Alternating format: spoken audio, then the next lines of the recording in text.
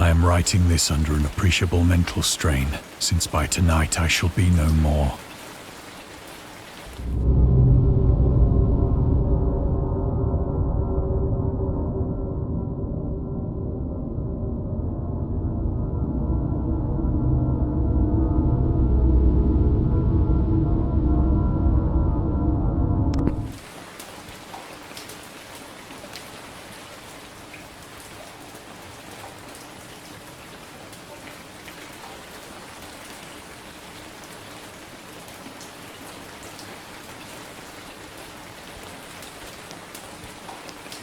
Penniless, and at the end of my supply of the drug which alone makes life endurable, I can bear the torture no longer, and shall cast myself from this garret window into the squalid street below. Do not think from my slavery to morphine that I am a weakling or a degenerate.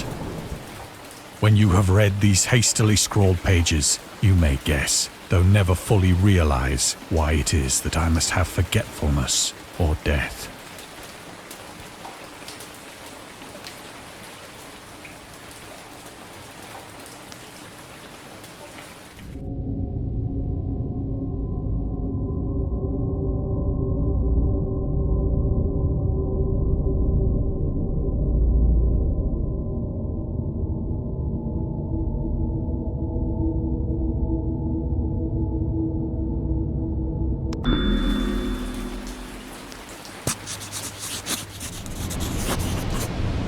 It was in one of the most open and least frequented parts of the broad Pacific that the packet of which I was supercargo fell a victim to the German sea raider.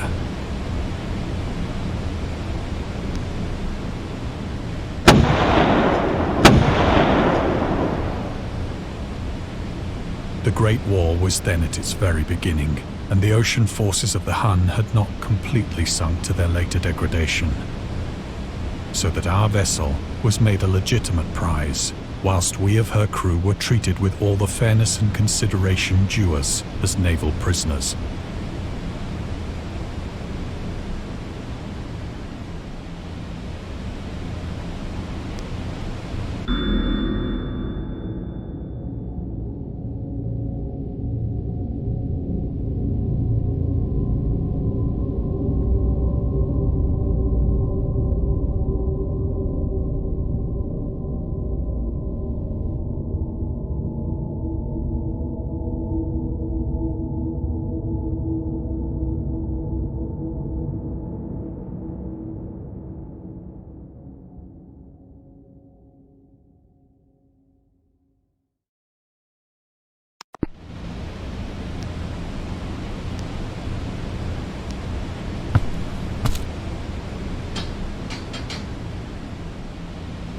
So liberal, indeed, was the discipline of our captors, that 5 days after we were taken, I managed to escape alone in a small boat with water and provisions for a good length of time.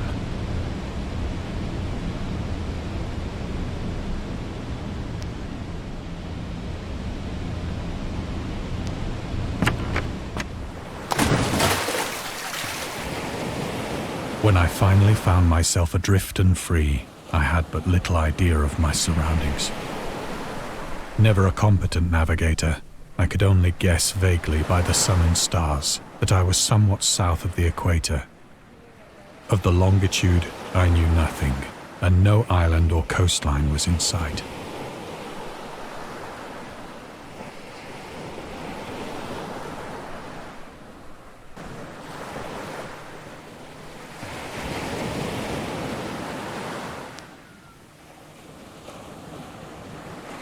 The weather kept fair, and for uncounted days I drifted aimlessly beneath the scorching sun, waiting either for some passing ship or to be cast on the shores of some habitable land.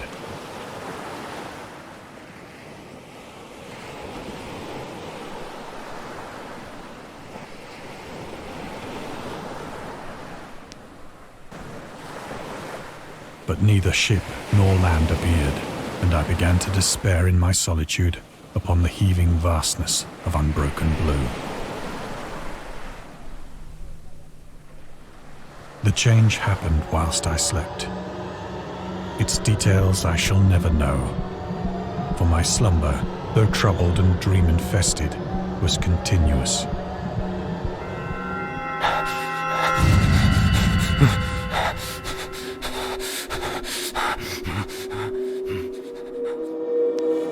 When at last I awoke, it was to discover myself half sucked into a slimy expanse of hellish black mire, which extended about me in monotonous undulations as far as I could see, and in which my boat lay grounded some distance away.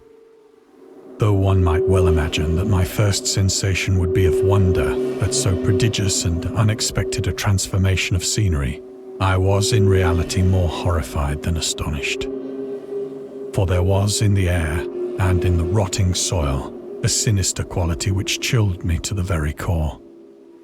The region was putrid with the carcasses of decaying fish and of other less describable things which I saw protruding from the nasty mud of the unending plain. Perhaps I should not hope to convey in mere words the unutterable hideousness that can dwell in absolute silence and barren immensity. There was nothing within hearing and nothing in sight save a vast reach of black slime. Yet the very completeness of the stillness and the homogeneity of the landscape oppressed me with a nauseating fear. The sun was blazing down from a sky which seemed to me almost black in its cloudless cruelty, as though reflecting the inky marsh beneath my feet.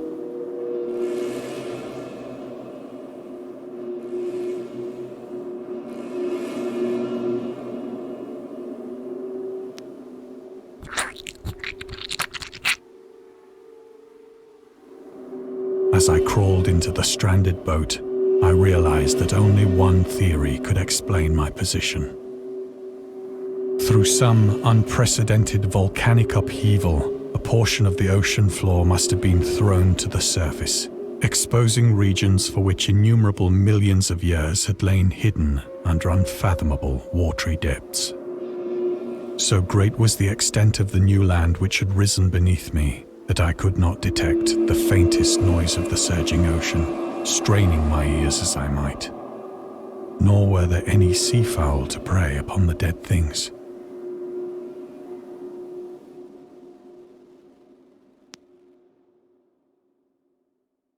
For several hours I sat thinking or brooding in the boat, which lay upon its side and afforded a slight shade as the sun moved across the heavens.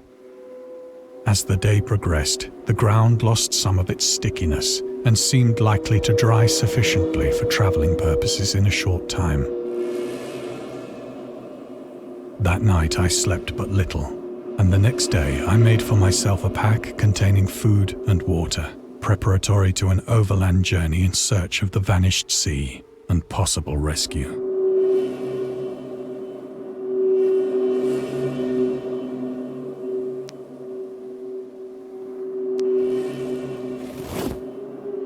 On the third morning, I found the soil dry enough to walk upon with ease. The odor of the fish was maddening, but I was too much concerned with graver things to mind so slight an evil, and set out boldly for an unknown goal.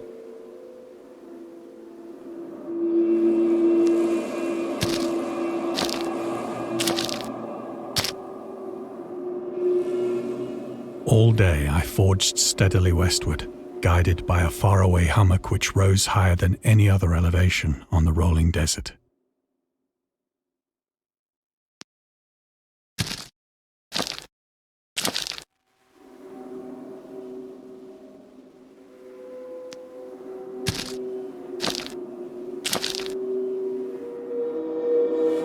That night I encamped, and on the following day still travelled toward the hummock, though that object seemed scarcely nearer than when I had first espied it.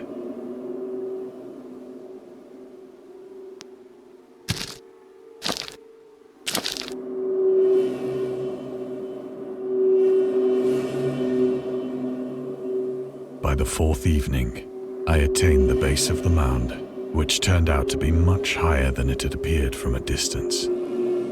An intervening valley setting it out in sharper relief from the general surface. Too weary to ascend, I slept in the shadow of the hill.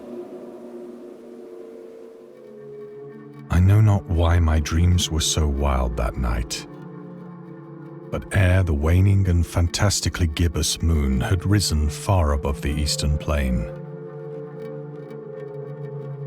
I was awake in a cold perspiration, determined to sleep no more. Such visions as I had experienced were too much for me to endure again. And in the glow of the moon I saw how unwise I had been to travel by day. Without the glare of the parching sun, my journey would have cost me less energy. Indeed, I now felt quite able to perform the ascent which had deterred me at sunset. Picking up my pack, I started for the crest of the eminence.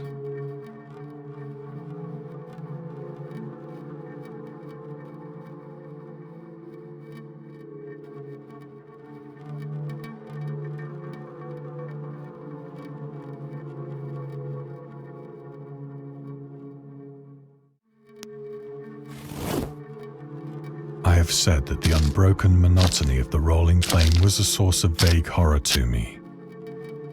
But I think my horror was greater when I gained the summit of the mound and looked down the other side into an immeasurable pit or canyon, whose black recesses the moon had not yet soared high enough to illumine. I felt myself on the edge of the world, peering over the rim into a fathomless chaos of eternal night. Through my terror ran curious reminiscences of Paradise Lost, and of Satan's hideous climb through the unfashioned realms of darkness. As the moon climbed higher in the sky, I began to see that the slopes of the valley were not quite so perpendicular as I had imagined. Ledges and outcroppings of rock afforded fairly easy footholds for a descent, whilst after a drop of only a few hundred feet, the declivity became very gradual.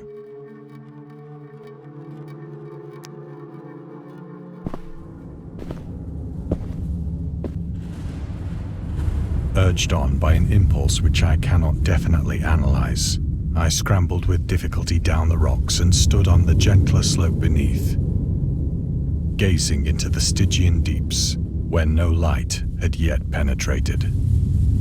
All at once, my attention was captured by a vast and singular object on the opposite slope, which rose steeply about 100 yards ahead of me. An object that gleamed whitely in the newly bestowed rays of the ascending moon.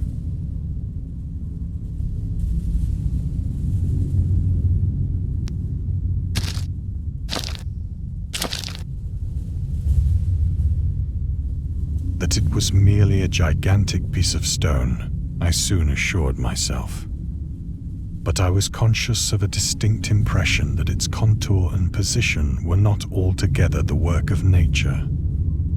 A closer scrutiny filled me with sensations I cannot express.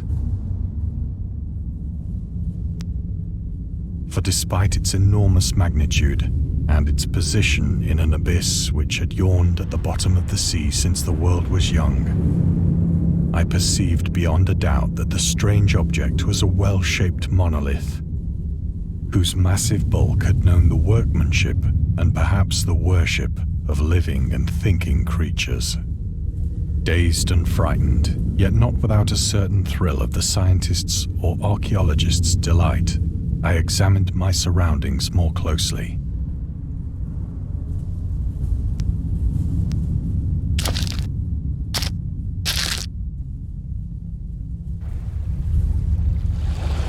The moon, now near the zenith, shone weirdly and vividly above the towering steeps that hemmed in the chasm, and revealed the fact that a far-flung body of water flowed at the bottom, winding out of sight in both directions and almost lapping my feet as I stood on the slope. Across the chasm, the wavelets washed the base of the Cyclopean monolith, on whose surface I could now trace both inscriptions and crude sculptures.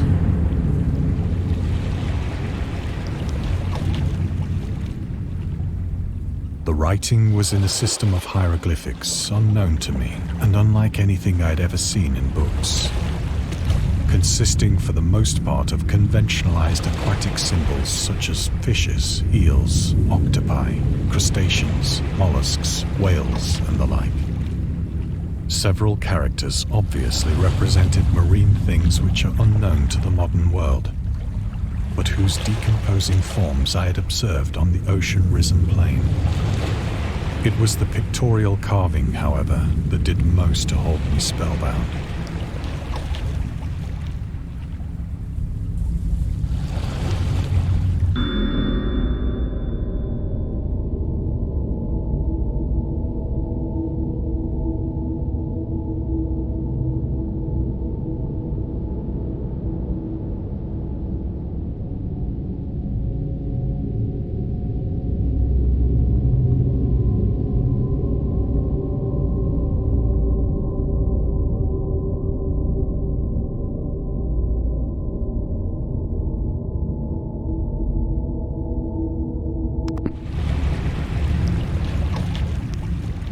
Plainly visible across the intervening water on account of their enormous size were an array of bas-reliefs whose subjects would have excited the envy of a doré. I think that these things were supposed to depict men, at least a certain sort of men, though the creatures were shown disporting like fishes in the waters of some marine grotto, or paying homage at some monolithic shrine which appeared to be under the waves as well. Of their faces and forms I dare not speak in detail, for the mere remembrance makes me grow faint. Grotesque beyond the imagination of a Poe or a Bulwer. They were damnably human in general outline, despite webbed hands and feet, shockingly wide and flabby lips, glassy, bulging eyes, and other features less pleasant to recall. Curiously enough, they seem to have been chiseled badly out of proportion with their scenic background. For one of the creatures was shown in the act of killing a whale, represented as but little larger than himself. I remarked, as I say, their grotesqueness and strange size, but in a moment decided that they were merely the imaginary gods of some primitive fishing or seafaring tribe. Some tribe whose last descendant had perished eras before the first ancestor of the Piltdown or Neanderthal man was born.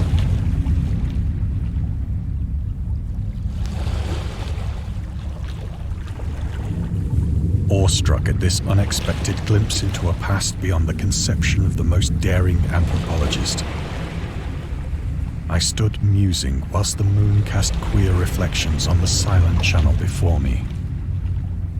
Then, suddenly, I saw it. With only a slight churning to mark its rise to the surface, the thing slid into view above the dark waters.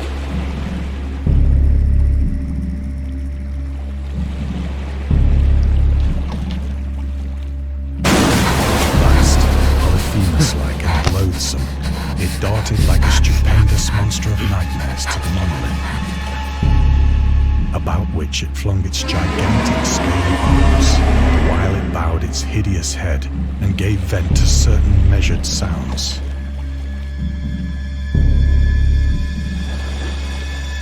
I think I went mad then. Of my frantic ascent of the slope and cliff, and of my delirious journey back to the stranded boat, I remember little.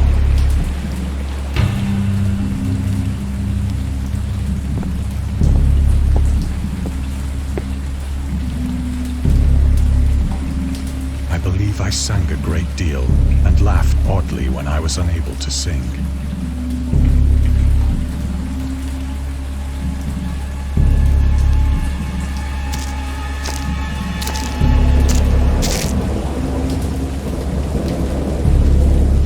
I have indistinct recollections of a great storm sometime after I reached the boat. At any rate, I know that I heard pearls of thunder and other tones which nature utters only in her wildest moods.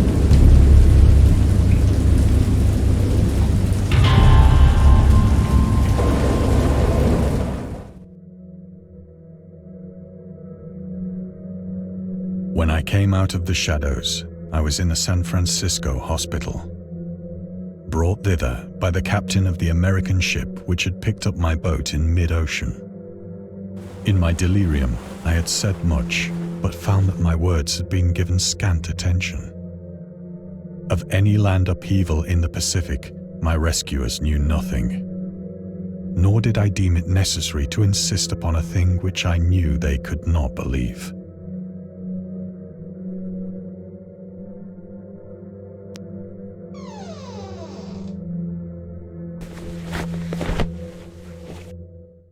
Once I sought out a celebrated ethnologist and amused him with peculiar questions regarding the ancient Philistine legend of Dagon, the fish god.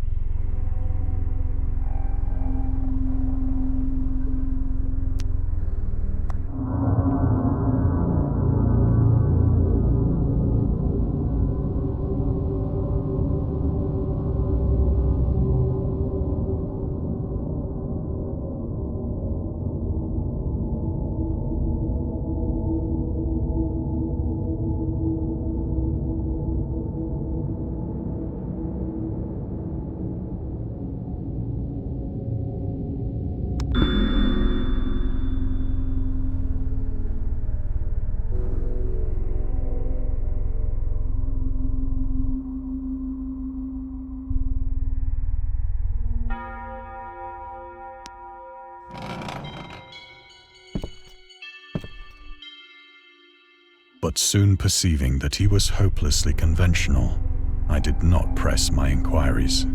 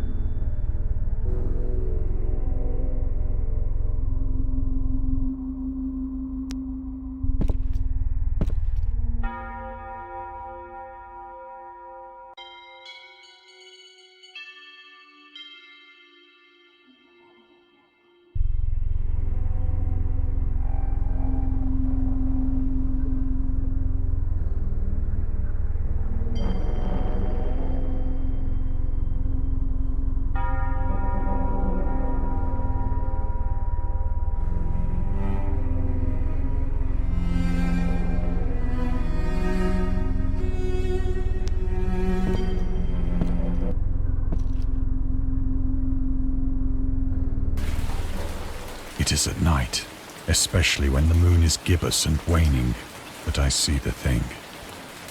I tried morphine, but the drug has given only transient surcease and has drawn me into its clutches as a hopeless slave.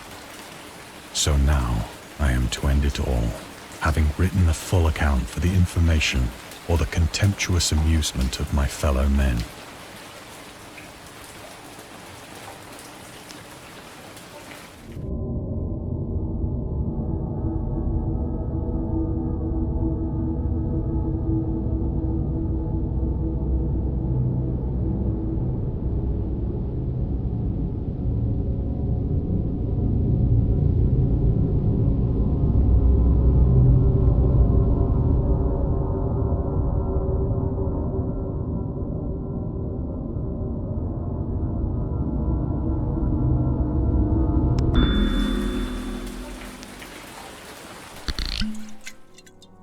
Often, I ask myself if it could not all have been a pure phantasm, a mere freak of fever as I lay sun-stricken and raving in the open boat after my escape from the German man-of-war. This I ask myself, but ever does there come before me a hideously vivid vision in reply. I cannot think of the deep sea without shuddering at the nameless things that may at this very moment be crawling and floundering on its slimy bed. worshipping their ancient stone idols and carving their own detestable likenesses on submarine obelisks of water-soaked granite. I dream of a day when they may rise above the billows to drag down into their reeking talons the remnants of puny, war-exhausted mankind. Of a day when the land shall sink and the dark ocean shall ascend amidst universal pandemonium.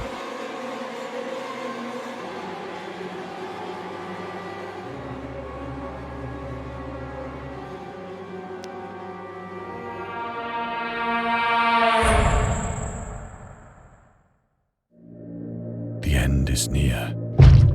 I hear a noise at the door, as of some immense slippery body lumbering against it.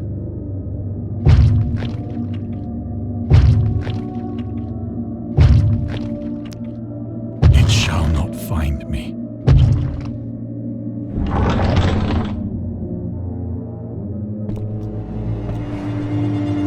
God, that hand!